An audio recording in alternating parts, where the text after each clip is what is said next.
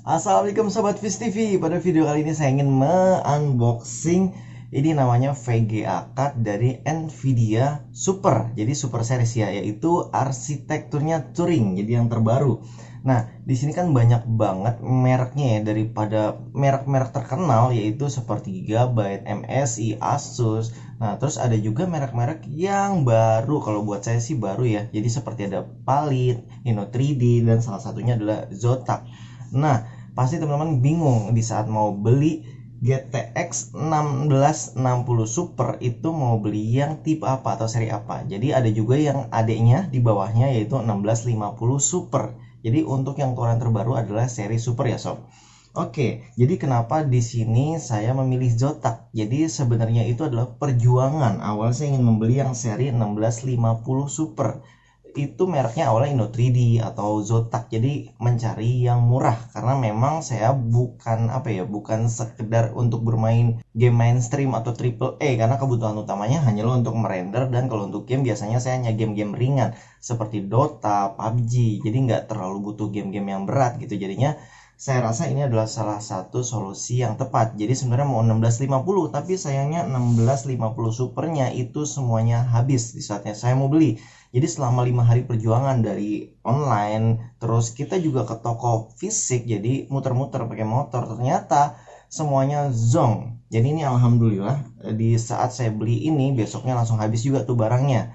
Nah, bagi teman-teman yang bingung mungkin ya ingin beli yang seri apa atau merek apa, itu ini tips-tipsnya ya, tips dari saya. Jadi sesuaikan dulu kebutuhan sobat untuk apa.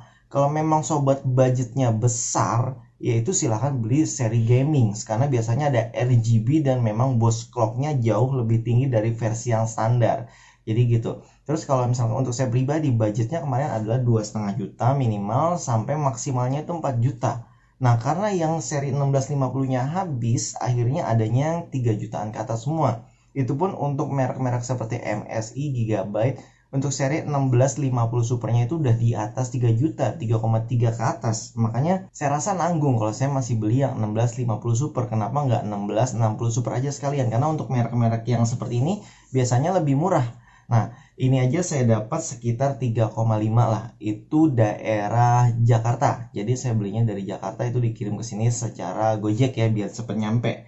Nah, kalau misalkan sobat memang budgetnya besar atau budget sultan, ya mungkin ya nggak terlalu mikirin dana ya. Jadi bisa dana 4 juta lebih terus beli yang bermerek sekalian. Karena memang dari merek itu pasti ada kualitas di belakangnya atau di dalamnya, hardware-nya secara hardware. Karena sih ini juga perjuangannya ya itu lumayan lama, mencari melihat bagian hardware segala macam.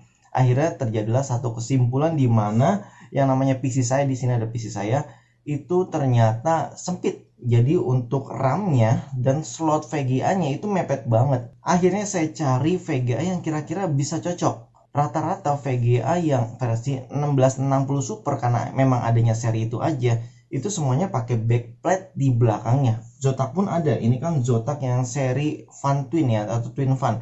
Di atasnya lagi tuh versi AMP yang versi ibaratnya gamingnya yang lebih bagusnya lah. Itu ada backplate ternyata. Jadi jarak antara VGA card dan backplate belakangnya itu ada jarak. Nah, yang jaraknya walaupun kecil ini saya takutnya mentok di RAM saya, karena RAM saya juga seperti ada cabangnya. Biasanya RAM RGB itu memang lebih luas bagian kanan kirinya, pinggir-pinggirnya gitu. Akhirnya ya udah, saya cari yang tidak ada backplate-nya, dan dari semua yang saya pilih, semua yang saya filter, akhirnya balik lagi ujung-ujungnya ke Zotac lagi, karena memang yang saya temukan hanya dia yang tidak ada backplate bagian belakangnya. Jadi kalau sobat yang bingung, itu lebih baik pertama lihat budgetnya dulu berapa, terus kemudian cek PC-nya, cek casing-nya. Jangan sampai nanti udah beli ternyata kipasnya 3 dan mentok gak muat, atau udah beli ternyata mentok sama RAM. Kan ribet untuk nuker, belum tentu bisa dituker juga kan di toko. Apalagi kalau online ya, kalau offline mungkin masih bisa datang. Dan ini juga ada segelnya, jadi kalau misalnya sobat salah beli ya ribet juga, mungkin harus ganti segel ini minimal harganya gitu. Oke, mungkin nggak perlu lama-lama lagi. Ini langsung aja saya sedikit kasih spesifikasi produk dari Zotac ini. Ada perbandingannya 3 spesifikasi yang yaitu dari kelas 1660 semua ya. Jadi GTX 1660. Oke, di sini sobat bisa lihat di layar. Yang pasti sobat jangan sampai salah pilih ya, karena ini ada beberapa tipe, yaitu GTX 1660 biasa, 1660 Ti dan 1660 Super. Jadi kalau beli dipastikan yang Super adalah yang terbaru saat ini. Dan yang membedakan di sini bisa sobat lihat di CUDA core-nya, ini terdapat perbedaan ya, bisa dilihat sendiri. Kemudian untuk video memori GDDR-nya juga ada yang GDDR5 dan GDDR6.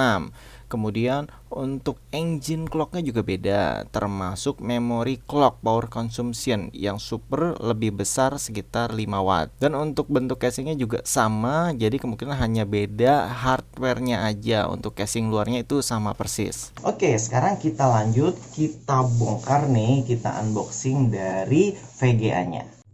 Oke, ini adalah tampilan bagian depannya ya, dan untuk samping-sampingnya ini sama, tidak ada tulisan-tulisan khusus dan termasuk bagian atasnya. Tapi pastikan kalau sobat beli itu di sini ada logo Supernya ya, karena ini yang membedakan dari yang seri biasa, hanya beda tulisan Super. Terus bagian bawahnya ini ada made in-nya made in China ya. Jadi ini ada juga tulisan Zotac Gaming GeForce 1660 Super 6GB 192 bit GDDR6. Jadi dipastikan jangan sampai waktu beli itu buru-buru ya, atau berebutan, atau saking senengnya harga murah ternyata salah beli, karena memang mirip semua ini tampilannya.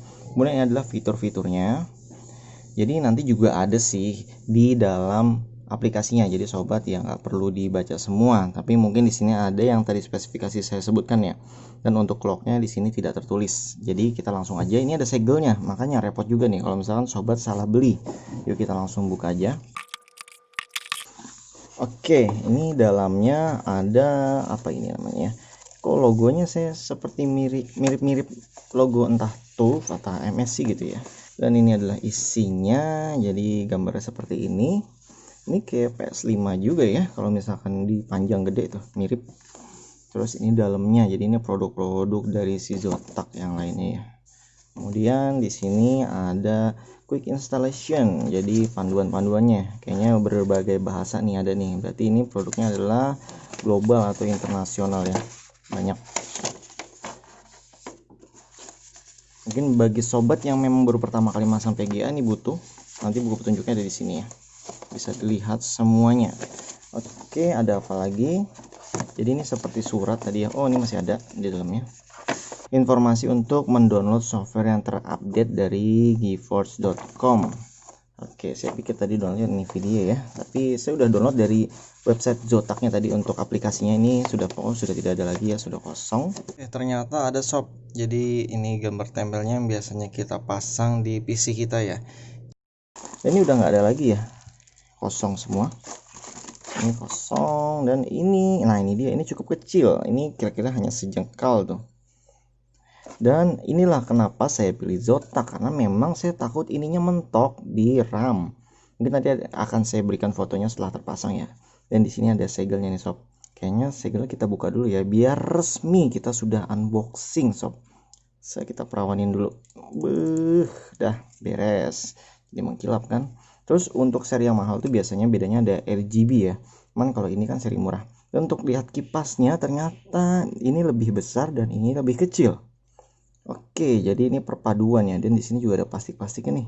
Ini kayaknya mendingan kita buka-buka ya, biar tahu gitu perawan, karena ini memang saya pakai, saya butuh ini, jadi tidak di giveaway ya. Kalau untuk giveaway itu produk-produk yang mungkin endorse yang tidak saya gunakan dan mereka tidak kontrak untuk gunakan ya. Oke, ini adalah tampilannya dalamnya. Ini mohon maaf saya tidak bisa bongkar ya, karena akan merusak garansi produknya. Dan di belakang sini adalah display portnya. Di sini adalah HDMI. Nah, tadi saya ingin jelaskan sedikit masalah dari display port yang 1.4 itu. Jadi ini lebih tinggi sebenarnya dari bitrate-nya, dan dari resolusinya ini lebih tinggi ya. Tapi kalau untuk HDMI adalah yang standar. Sayangnya monitor yang harga standar ya adanya HDMI doang. Kecuali monitor yang agak mahal ini pasti ada. Jadi kalau sobat mau 4 TV ini bisa. Itu dia dengan harga yang 3,5 jutaan ya kurang lebih. Ini saat video tayang ya, harusnya itu biasanya akan naik. Jadi semakin banyak yang review, semakin banyak yang butuh atau yang minat, dia akan naik. Dan ini adalah heatsinknya. Jadi heatsinknya lumayan berat bobotnya. Terus di sini ada 3 pipe.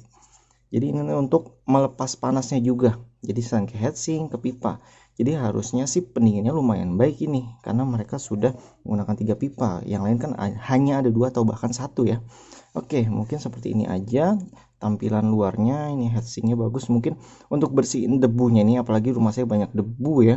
Jadi setahun tuh saya bisa 3-4 kali tuh bongkar casing PC untuk bersihin debunya. Nah ini entahlah bagaimana nanti cara bersihinnya, mungkin ada di video selanjutnya ya. Oh ini masih ada nih segelnya, kita perawanin lagi sob.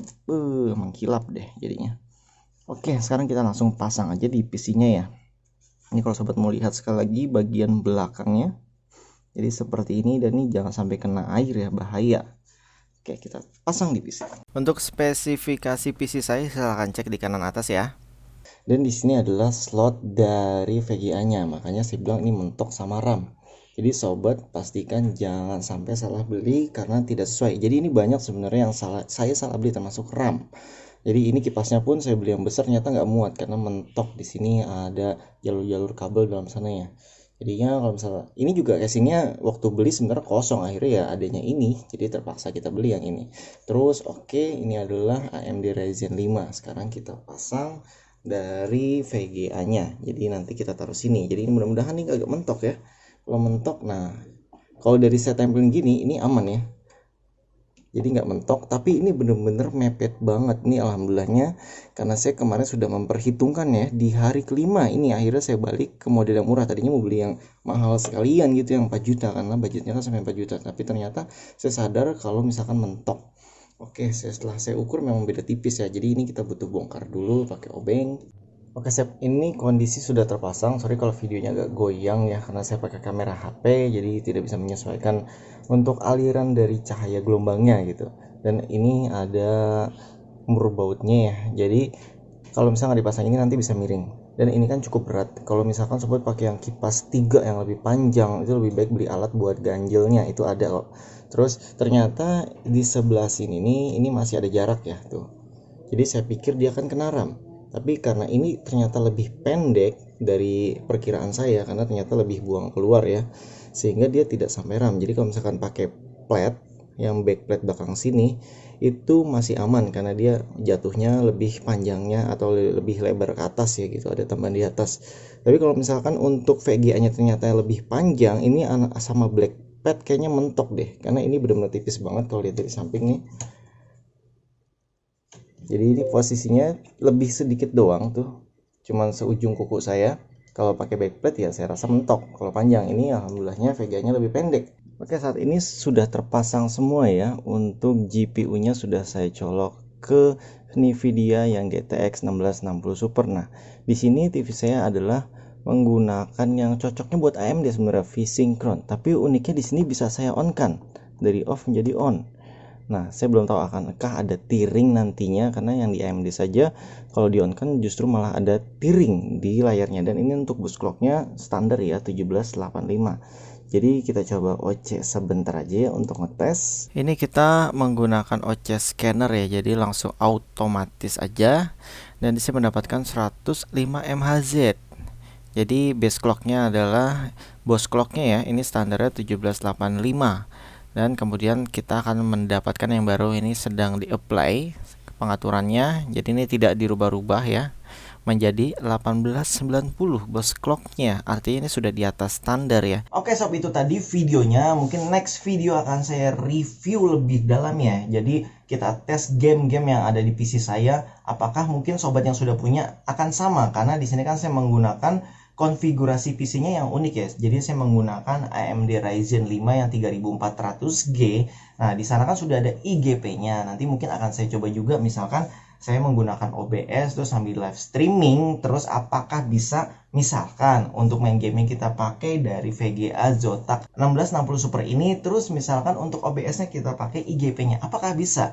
Jadi nanti kita coba ya. Oke, jangan lupa di like kalau video ini menambah wawasan sobat, dan jangan lupa di subscribe kalau misalkan sobat penasaran ingin lihat update review dari VGA Zotac Gaming ini di video selanjutnya. Sampai jumpa kembali, salam sobat Viz TV, wassalamualaikum.